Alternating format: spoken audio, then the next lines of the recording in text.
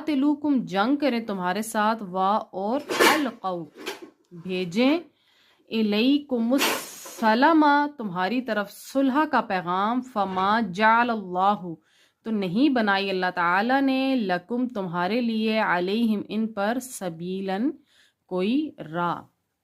यानी अल्लाह पाक फरमाता है कि जब वो आए तुम्हारे पास, यानी उनके दिल तंग हो जाएं, वो तुमसे जंग करना चाहें, तो फिर तुम उस टाइम उनके साथ जंग करो, और जो कोई उनमें से हाथ पीछे कर ले जंग से, तो उस टाइम तुम भी रुक जाओ।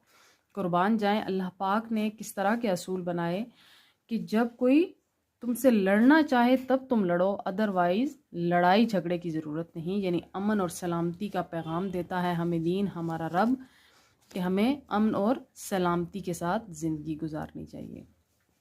आज का लेसन यहाँ तक। नेक्स्ट इंशाल्लाह नेक्स्ट वीडियो में। फ़ी अमान अल्लाह।